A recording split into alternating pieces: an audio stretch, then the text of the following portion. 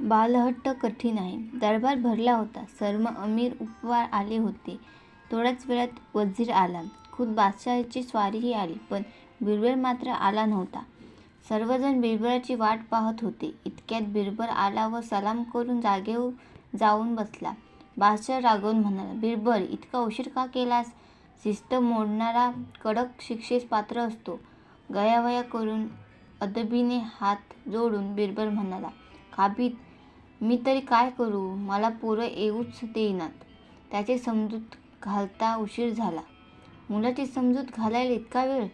कामालाच आहे तुझी. पोरं मागतील ते त्यांना देऊन टाकावं की त्यांची समजूत पटेल? त्यांचा एवढा घोळ घातलास तू? नाही सरकार, पोराची समजूत घालणं महाकठीण होत आहे. ती हट्ट धरून बसली की काही मात्र चालत नाही त्यांच्यापुढं. छे, मला नाही पटत हे. काहीतरी बोलतोस. सरकार खोटं वाटत असेल तर प्रत्यक्षात बघा. तुम्ही वा बाप, मी होतो मुलगा. माझी समजूत घाला. पण मारायचं मात्र नाही, कारण मारणं म्हणजे समजायचं नव्हे. बादशहाने कबूल झाला. बिरबल लागला इकडे तिकडे उड्या मारायला, धावायला.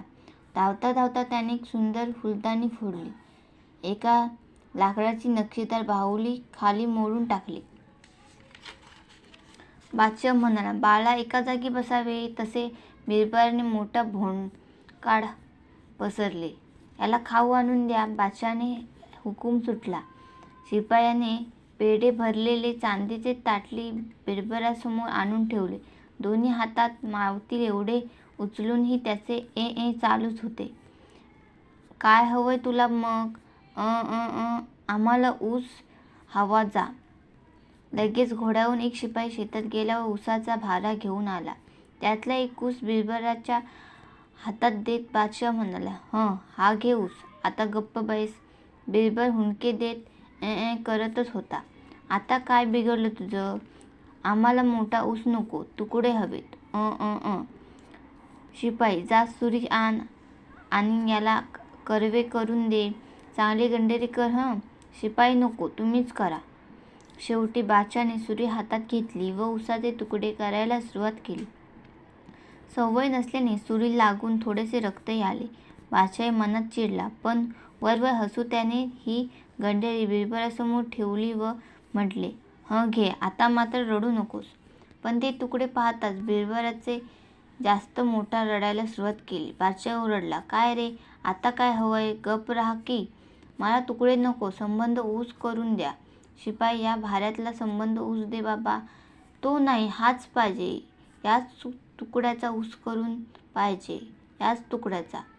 आता बादशहाची सहनशक्ती संपली व त्याने हातातले काटे उगारले. त्याचबरोबर बिरबल हसू लागला. खाविंद पटेल ना, पोराची समजूत घालणे किती अवघड आहे ते. पटलं बाबा, पटलं. फारच कठीण काम आहे हे. बादशाह हसतच म्हणाला.